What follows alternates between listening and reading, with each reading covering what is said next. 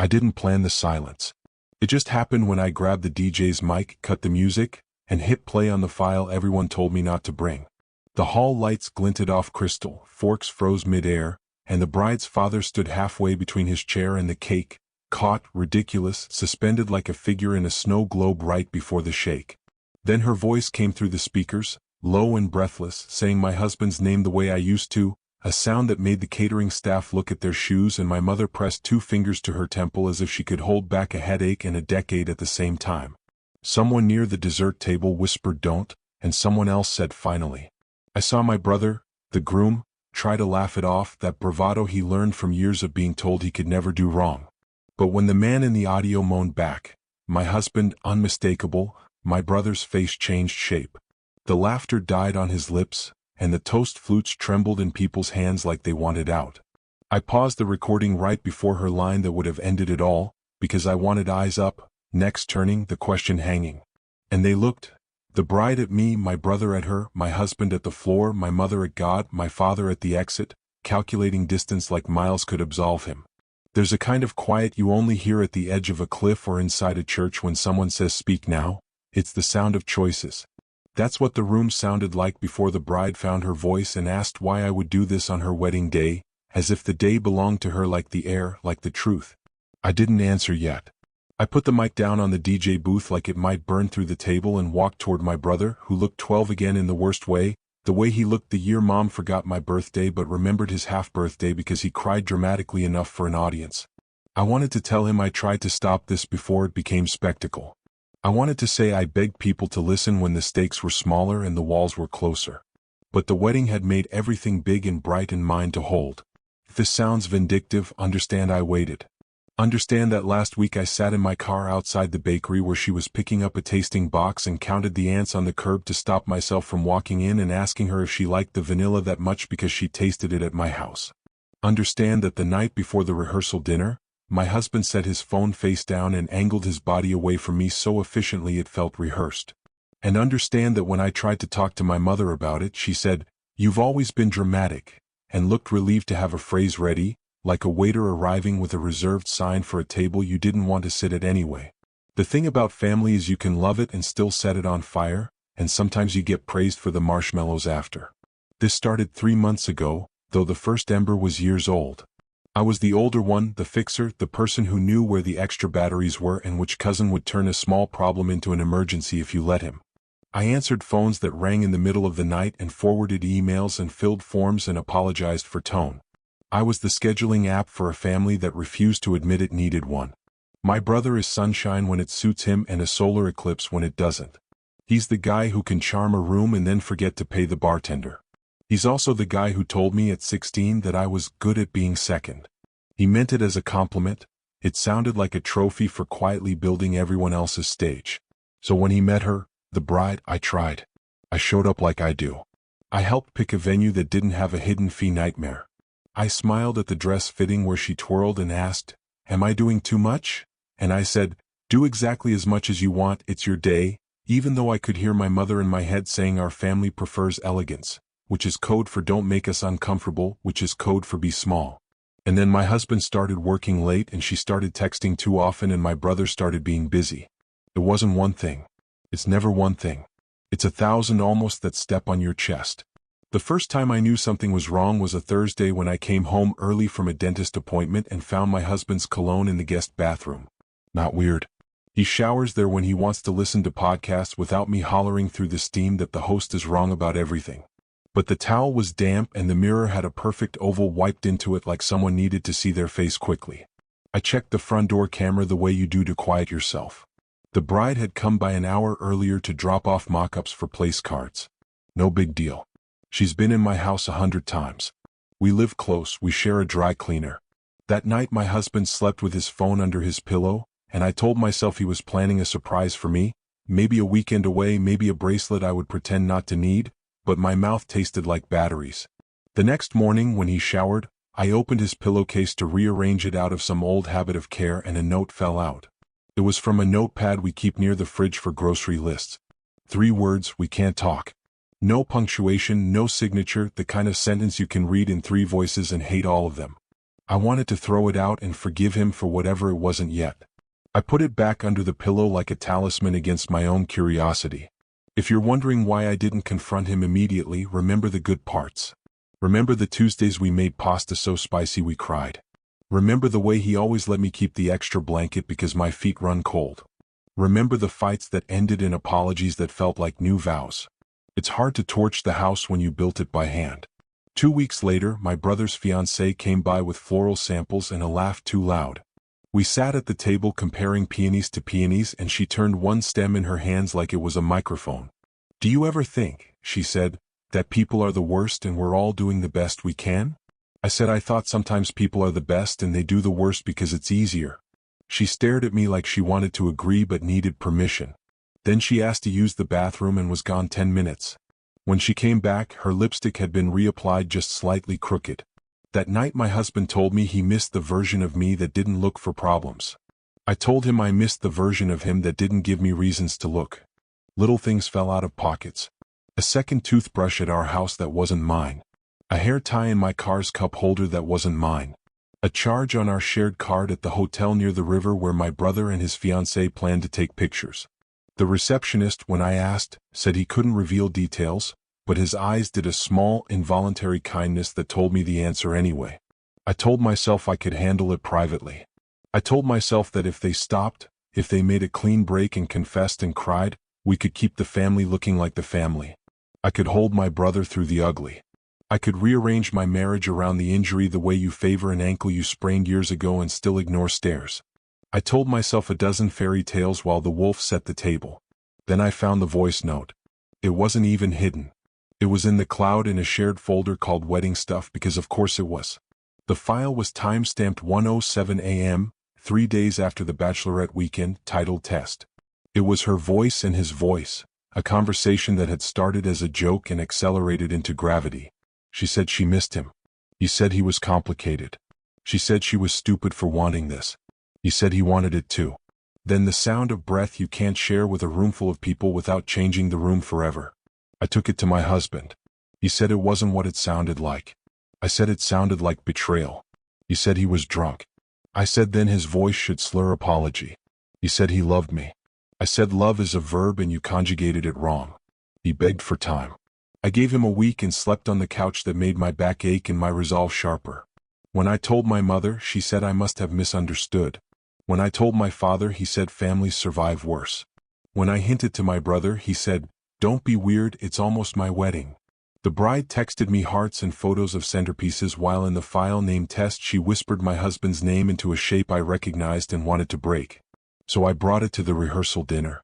I told myself I was saving him from a lifetime of performance. I told myself I was saving myself from being the punchline at family barbecues in 2 languages for 10 years. I told myself that if truth has taste, it would be bitter and I could handle bitter. And then there I was, mic in hand, the room hushed the way rooms hush before vows or verdicts. I stopped the audio before the worst of it because I wanted them to look at each other and then at me and then at the world they'd built. The DJ didn't know where to put his hands. The caterer set down a tray slowly, like the tray had become symbolic. My brother's best man muttered, "Jesus," not as a prayer but as an option. The bride whispered my name, which felt like someone picking up a broken ornament to see where it cracked. And I said very calmly, "I can play the rest or you can ask each other what it means." My husband took one step toward me. My mother said my full name the way mothers do when they're about to rewrite history for you. The bride looked at my brother as if sight could rewind sound. And my brother, my golden boy, stared at the floor and said nothing for so long the nothing became something. That's where I left the room. Not physically. I stood there under the chandelier that had seen better nights. But in my head I went somewhere quieter, a hallway with every door closed because what came next belonged to them. The confession. The excuses. The people doing math on calendars and deciding whether they'd known. I could have pressed play again, turned the night into a museum exhibit everyone would tour later. I didn't. I set the phone face down the way he used to, and waited for someone else to pick it up and change everything. The bride reached for it first. She didn't hit play. She held it like you hold a glass you don't know is cracked and she said, "There's more but it's not what you think." Which is a line people rehearse in mirrors. Which is a line that has never once, in the history of disasters, made the disaster smaller. The room breathed. My brother blinked. Somewhere outside, a siren started and faded like the city wanted a cameo.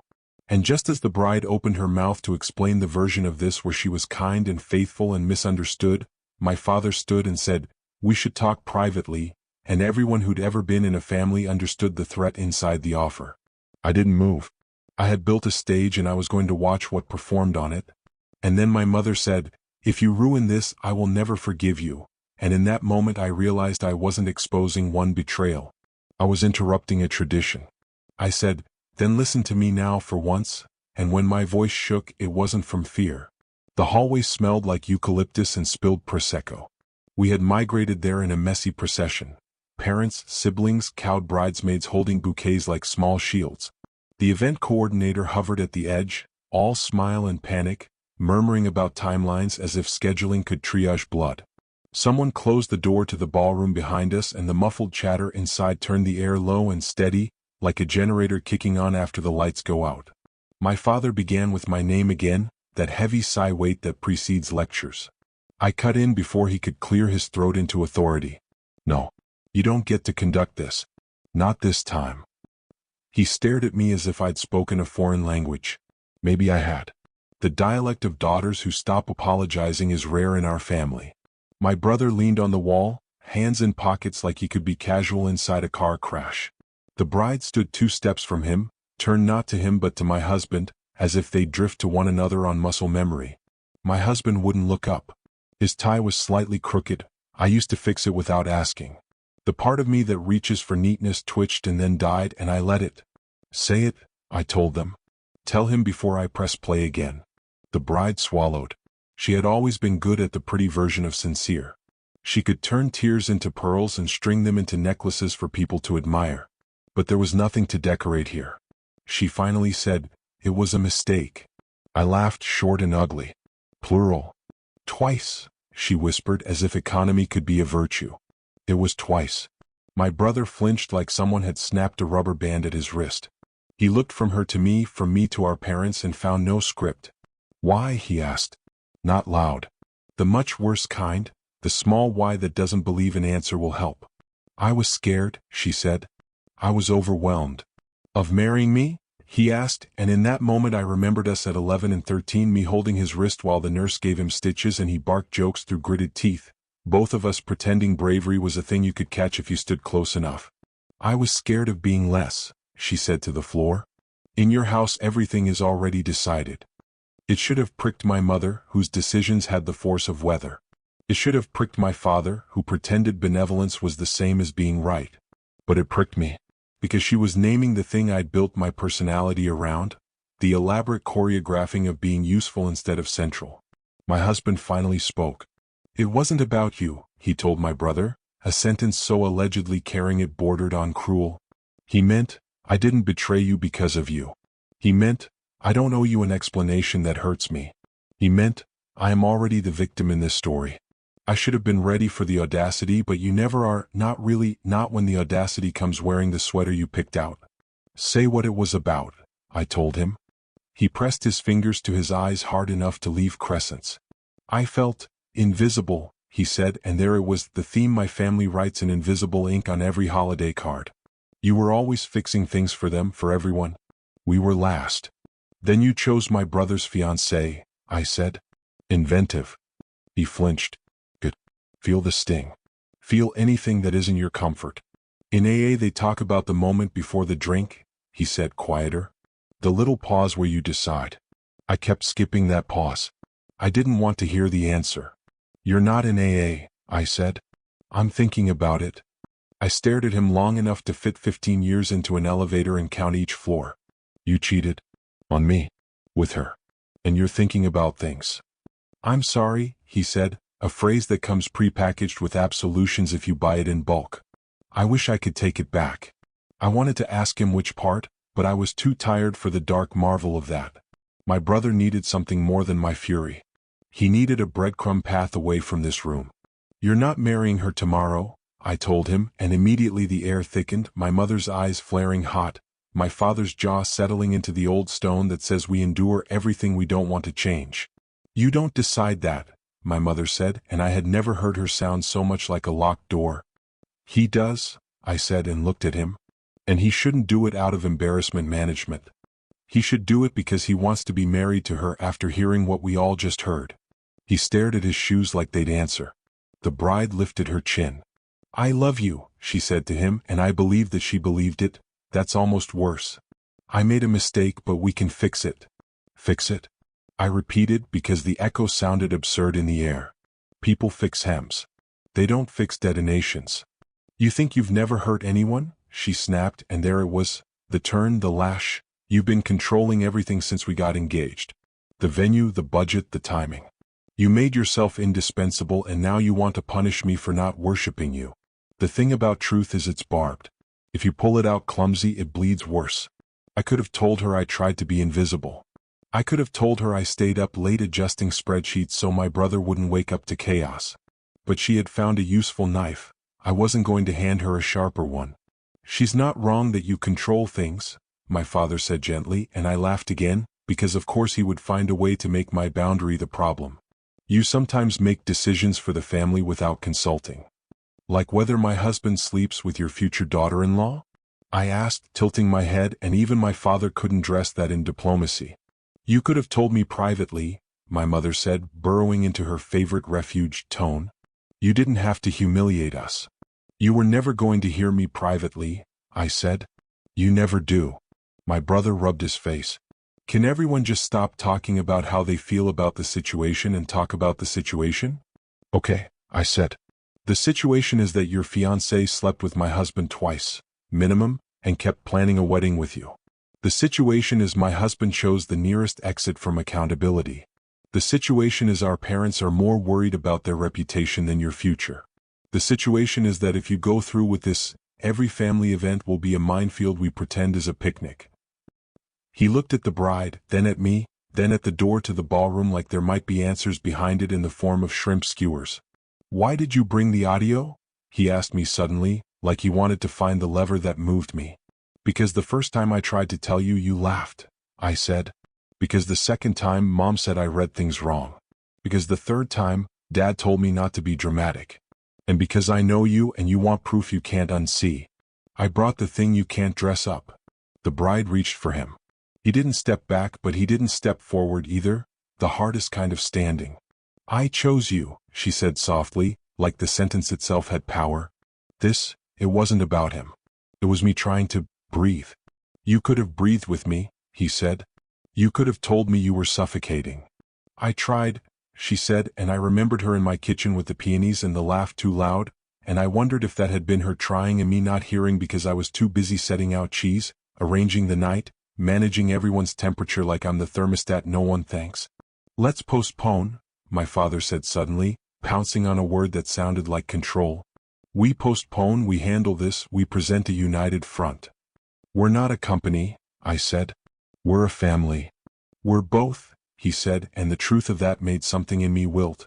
Stop, my brother said. Everyone stop telling me the verb. I need the nouns. He took a breath that looked like it hurt coming in.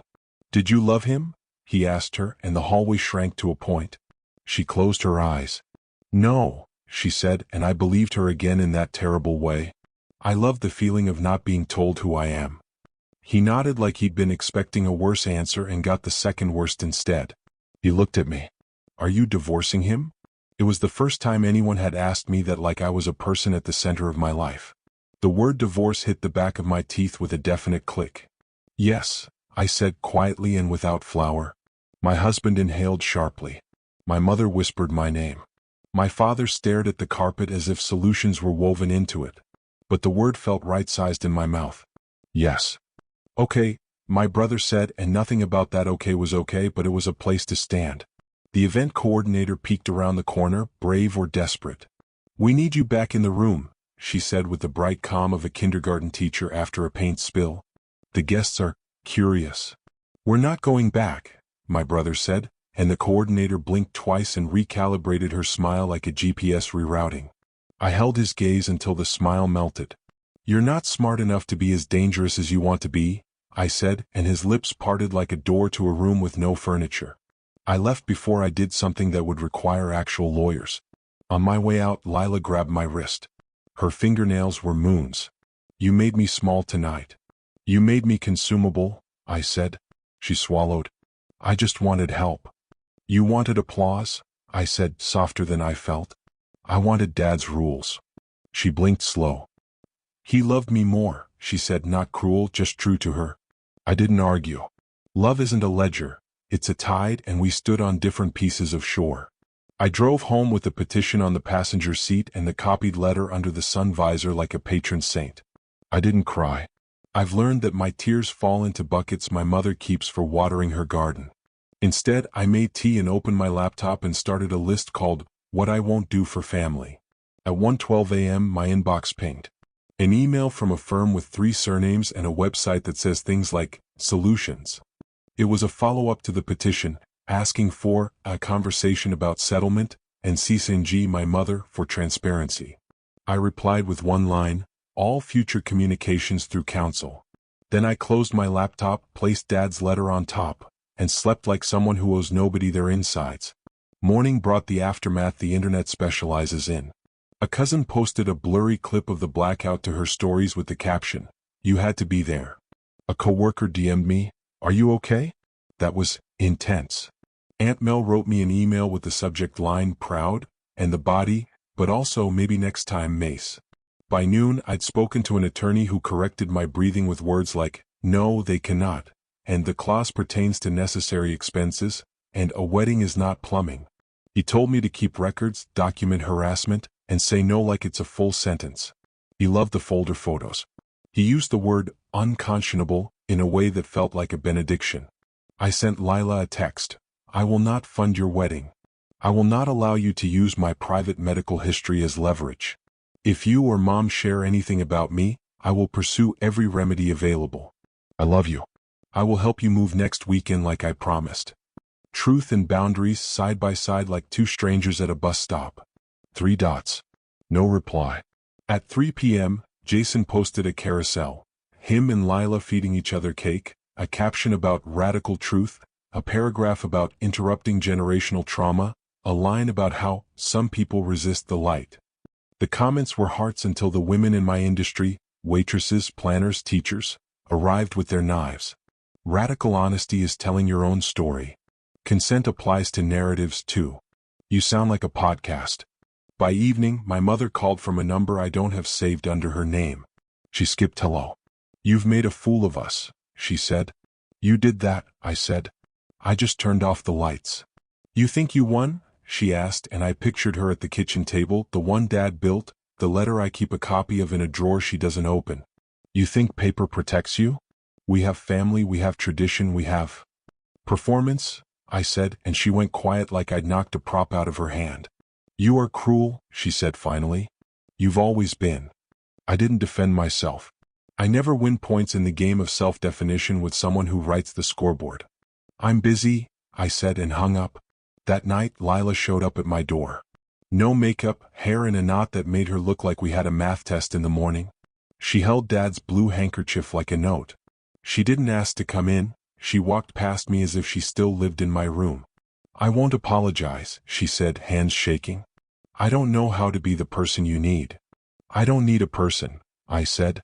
I need a boundary. She sat on my couch and cried in a way that wasn't a show. Small hiccuping. He promised me a life, she said. He said love would make all the bad things we lived through feel like a prologue. Jason. Dad, she said, surprising me, and the pilot light in my chest shifted. He told me fairy tales at night even when you'd stopped caring. He made Mom quiet. He made birthdays work. And then he died and made you sheriff. I didn't ask, I said. I know, she whispered. But you look good in the hat. We sat with that. The room felt like an honest room for once.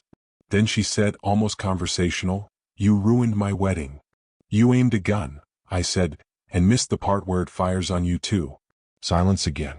She wiped her face with the blue, frowned at herself. I wanted to hurt you into helping me, she said.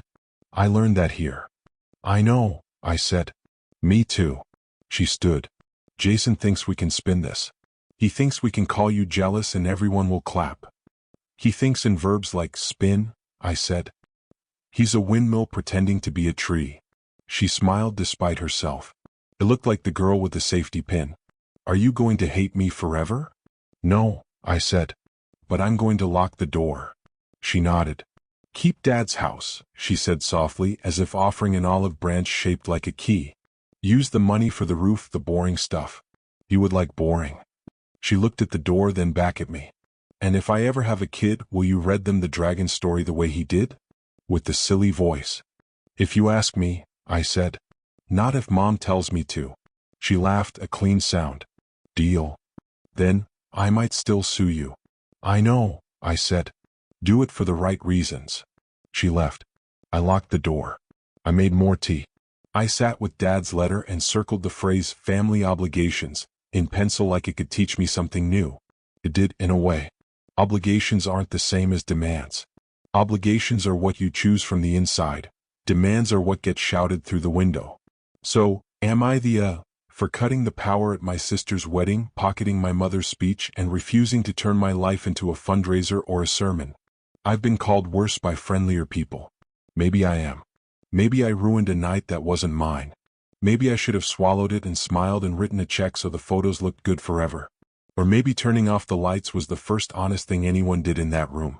You tell me. I need air, the bride said, and headed for the side exit, which dumped into a small stone courtyard where smokers go to pretend it isn't raining. She left the door ajar. I followed. I didn't know if I was worried she'd run or worried she'd stay. Outside, the night had that damp city loudness, distant sirens, a clatter, an argument 2 blocks over about nothing. Everyone would remember tomorrow as everything. She lit a cigarette with hands that didn't tremble. I didn't know she smoked. There is always a list of things you don't know about the people you think you know. The list gets longer the more you look at it. She exhaled and said, You hate me. I don't, I said, and surprised us both. She tilted her head. Then what is this? This is me choosing not to live inside a lie you were furnishing in my living room, I said. This is me being done being quiet because quiet is what kept the lie comfortable. She took another drag. He'll never forgive me. Maybe, I said. Maybe he will and he shouldn't. Maybe he won't and he should. I'm done betting my piece on maybes. She studied me as if I'd brought a new face to the wedding. You like control, she said. I like agency, I said. They're cousins, not twins. Why didn't you tell him sooner? She asked, a small jab meant to bruise, maybe reapportion blame. I tried, I said. He didn't want the truth without a soundtrack. She laughed despite herself and then looked instantly ashamed. I never meant to be the villain, she said, as if villains audition voluntarily. No one does, I said. They just like the cape until it chokes them. She flicked ash into a damp planter. Are you going to play the rest? If I have to, I said. But I think the rest plays itself. She nodded, crushed the cigarette under a satin shoe that deserved better ground, and we went back inside to a family that looked smaller than it had an hour ago, as if we'd opened a door and let something essential escape. In the ballroom, the chatter had grown teeth. People looked at us like we were the show. My mother stood near the head table with the minister, whispering harshly. My father was on his phone, probably drafting a statement in his head as if a press release could domesticate consequences. My husband sat, finally, at a table, shoulders slumped, a man who had never looked at the clock before suddenly asking it questions. My brother climbed the little platform and took the mic. He isn't eloquent on demand. He's a sprinter, not a marathoner when it comes to words. But he cleared his throat and found something that was his. We're not doing this tomorrow, he said, and the room rippled. I'm sorry you all had to be here for that. There will be explanations later. For now, please eat and drink. I'm going to take care of my family. He said it without looking at anyone in particular and also while looking straight at me. The minister nodded solemnly like cessation of ceremony is also a sacrament. The DJ put on a song with no lyrics, a river of piano. Around the room, guests did what they always do when catastrophe and catering collide. They turned to plates because chewing is a way to fill silence. I walked toward my husband. He stood when I got close like muscle memory could do gallantry even now. Please, he said. We can talk. We are, I said. For the last time like this. I will do anything, he said, and I believed he'd try to do anything for a week. Then sign the papers, I said. And don't tell a story about how you were lonely that makes you the hero. His mouth worked around words that didn't want to be caught. You were always rescuing someone else, he said finally, small like he was telling me the weather. I wanted you to rescue me. Adults call that asking, I said. Children act it out. He sat again, the chair taking him the way the ocean takes a thrown stone, without ceremony. My sister-in-law-to-be, was she still that? Stood with her maid of honor, whispering. The emoich looked at me with a mix of accusation and relief. How dare you, and thank you for doing the thing we couldn't. The human face is a complicated instrument. It plays chords you don't know how to name. My mother approached, spine straight, pearls perfect, eyes sharp. You've humiliated us, she said softly, which is how she says the worst things. I've unhumiliated myself, I said. You'll estrange yourself, she warned. If that's the price of not being your stage manager, okay. We're family, she said like a spell. We will be, I said, when telling the truth doesn't get me cast as the villain. She stared at me in that assessing way she looks at fabric, checking for flaws under fluorescent lights. Then she turned away, already shopping for a better daughter in her head and finding none in stock. The rest of the night moved like a dream with thumbprints on it. People ate. People left. People texted. People avoided each other and then crashed into each other and apologized for things they hadn't done. My brother disappeared for 20 minutes and returned with eyes that looked rinsed. The bride's mother cried quietly in a chair like she didn't want to disturb her own mascara. The venue staff stacked chairs in patterns that made sense only to them. I stood near the back doors, watching it all as if I'd summoned weather and now had to inventory the rain. And then, when I thought the night had plateaued into damage control, my brother walked over and said, "There's something else," and took my elbow in a way that reminded me of the first time we crossed a busy street alone, his small fingers clutching my sleeve like confidence. We went to the dressing room where the bridal party had camped earlier. It smelled like hairspray and nerves. He closed the door and leaned against it, exhaling. "She's late," he said. "For the ceremony?" I asked, brain slow, and then I saw his face, and the word he meant came like a quiet siren. Late. How late?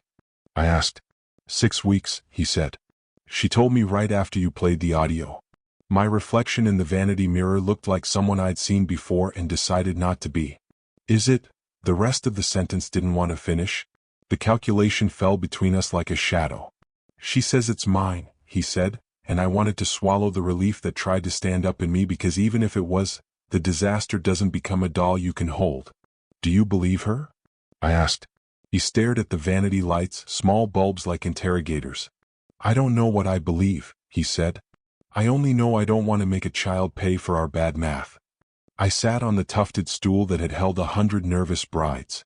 Okay, I said, and the word had weight. Then we do this carefully. We test. We stop the wedding. We tell the truth that's ours to tell and we leave the rest alone until it's fact. He nodded, jaw tight. I don't want to be like them, he said, tipping his head toward the door and all the ways our parents make silence into a fortress. I don't want to perform a family and forget to be one.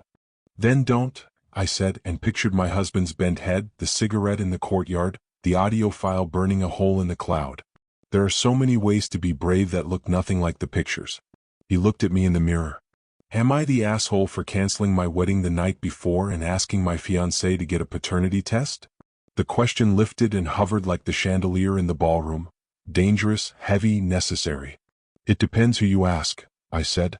But I'd rather be the asshole for stopping a lie than the saint of swallowing it. He smiled, a reflex that had nothing to do with happiness, only with recognition. You're good at being second, he said softly, an old sentence coming to sit between us.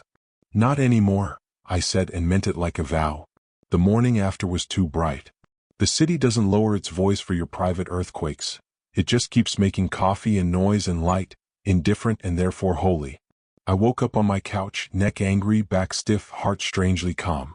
There is a peace that follows a decision, brief, trembling, like the air right after thunder. I made toast I didn't eat and watched a plant I hadn't watered in a week decide to live anyway. My phone had decided I was interesting. Messages were stacked on messages. Cousins I hadn't spoken to in years, friends in group chats forwarding whispers, a text from my father that read "Call me when you can" in the tone of "Call me right now," a voicemail from my mother that began with "I hope you're proud," and never improved, 2 messages from my husband saying he was checking into a hotel to give me space, A third asking if he could come get his passport, because even in catastrophe there are errands. I ignored most of them. I sent my brother a simple "Are you up?" and he responded with "Come over," which is how we used to fix everything that could be fixed: geography and presents and coffee and sometimes pancakes. He answered the door looking older by a month, hair messy, wearing a hoodie that said Camp Laurel, where we learned how to canoe and cheat at Capture the Flag. The apartment was wrecked in that specific way men wreck places when they're feeling something. Water bottles like bowling pins, a sweater flung on a lamp, a spoon in a plant because it had nowhere else to be. He'd made coffee strong enough to file nails. We sat on the floor because chairs felt like a commitment. She left early, he said. With her mom. There at her place. Did you sleep? I asked. Like a glass falling off a counter and not shattering, he said. That sound. He handed me his phone.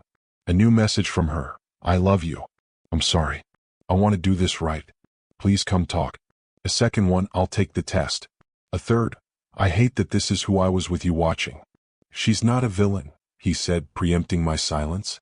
She's a person who did something that can't fit inside the person she wants to be. That's generous, I said, and he shrugged. What else am I going to be today? He asked. I already used up all the rage and it didn't build anything. We made a list. I do this when the world tilts. I build a small, flat surface out of bullet points. Call the venue. Call the florist. Tell the guest. Ask the DJ to hold the deposit for some future party where no one is lying. Tell dad to stop PRNG our family. Tell mom to stop calling the bride names she'd never say into a mirror. Find a therapist with a cancellation policy. Go to a clinic, ask questions we didn't know we'd ever ask. Eat something that isn't regret. Will you come with me? He asked, pencil hovering over the word clinic like the letters might run if he pressed too hard. Yes, I said, and didn't mention my own appointment already on the calendar with a lawyer who would speak plainly. We called the venue first. The manager had the kind voice of someone who's seen more than flowers. We'll work with you, she said. We'll make it less bad. That's what we can do. Sometimes mercy arrives like that. Regular, transactional, unpoetic, exactly enough. We drafted a message to the guests. We resisted the urge to explain at length the way you want to when your life has made headlines among people who know your middle names. We wrote, we're postponing. Thank you for your love. We need space. We will be in touch. People will read anything into anything if you give them ellipses. We left them periods, neat and brutal. Our parents arrived like weather fronts. My father first, composed, already ready with words like look forward and next steps and family meeting. He hugged my brother in a civilized way that made me want to push them together until they remembered the way we used to hug. Messy and necessary. I'm proud of you, I told my brother, loud enough for our father to hear. My father added the word brave. He's good at the right adjectives in public. I spent my life mistaking that for kindness. My mother came an hour later, cheeks pink from a walk that had nowhere to go.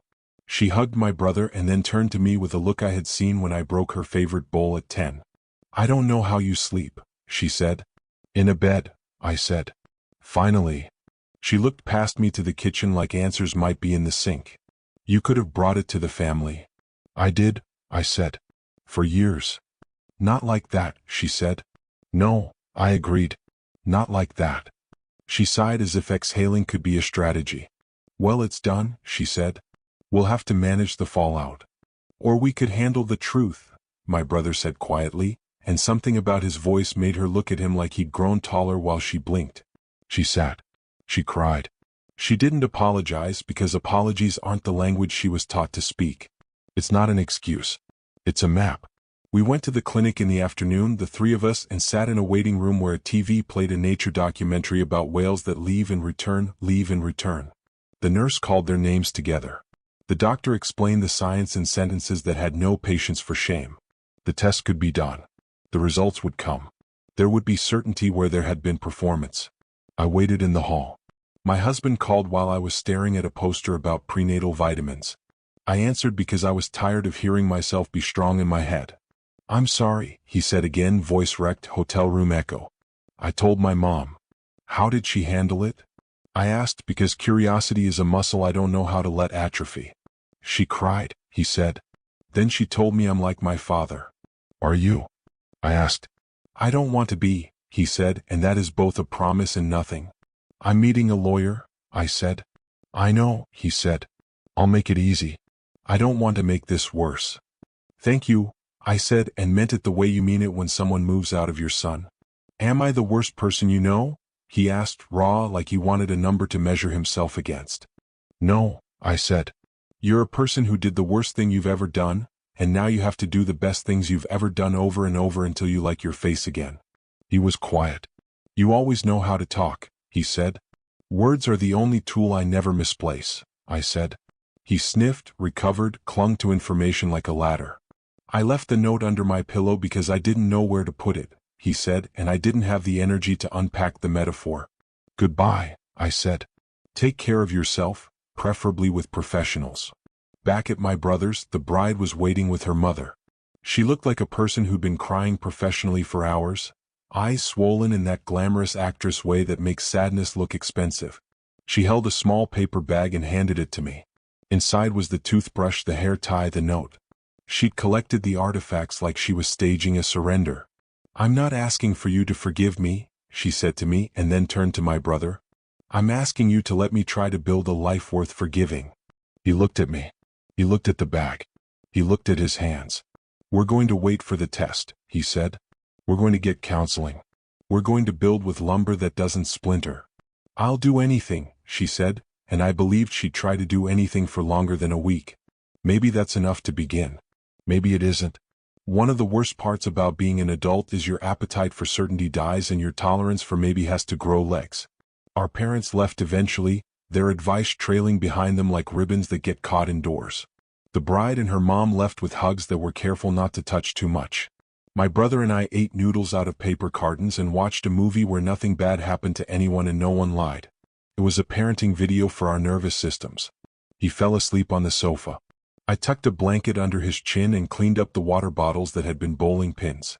When I got home, there was a box on my stoop from the bakery, the tasting box I'd sat outside weeks ago to keep myself from interrupting. No note. Just sugar. I laughed. Then I cried. Then I laughed again because grief and relief drink from the same glass. I sat at my table and opened my laptop. I wrote the post that would become this. I wrote to strangers because family had turned me into stage crew and the internet is a chorus that sometimes sings you back into yourself. Am I the asshole for playing the audio at the rehearsal dinner? For canceling a wedding I wasn't getting married in? For deciding to divorce? For refusing to do PR for people who never offered me HR? I wrote every detail and then deleted half because I wanted the bones, not the blood. I left in the truth that mattered and left out the parts that were just my own weather. I asked the question and sent it to the crowd, knowing the crowd can be cruel and also exacting and also sometimes the thing that keeps you from calling your ex. I didn't need permission. I needed perspective. I needed somebody to tell me that what I did was either unforgivable or the only option and that the difference does not change the math of peace. The next day the comments started. They were a wildfire you could warm your hands over if you stood at the right distance. Some called me brutal. Some called me brave. Most said the thing I had known but needed translated. That truth told loudly is still truth and sometimes the volume is the only way people hear. My lawyer called with appointment times. My brother texted me a picture of the book the counselor gave them, dog-eared already. The bride sent me a message that said simply thank you for not pressing play again. I answered with you're welcome and left it at that. My mother sent me a recipe for a soup she used to make when we were sick, the closest she will come to I'm sorry this year. I will make it and decide if forgiveness tastes like rosemary. A week later, the test results came back, clinical and devastating in their precision. The baby was my brother's. He held the paper like a map to a country he didn't know he wanted to visit, must now build a house in. The bride cried in his lap. He cried into her hair. I sat across from them, uninvited and necessary, and felt the world tilt again, this time toward a future that might contain joy if we work like hell. He asked me to be in the delivery room when the time comes. He asked me to be the person who knows where the extra batteries are. He asked me, without saying it, to keep choosing the verb that makes a family. I said yes. And to the question that brought me here, am I the asshole? Maybe to some people with tidy lives or tidy lies. But I can live with being the villain in someone else's chapter if it means I get to be honest in my own. If peace is a room, I am finally learning how to unlock it without asking permission. So, internet, tell me what you think, but know this. If I had to do it again, I would take the mic, cut the music, and speak. Not because I like the sound of my voice. Because silence is the lullaby that puts the worst parts of us to sleep, and I am done singing it. And if you're reading this in the quiet between your own thunder and sunlight, if you're the person who holds a house together while it burns, if you're wondering whether truth will ruin you, sometimes it does, briefly. Then it rebuilds you into someone who can stand in the hallway and not flinch when the door opens.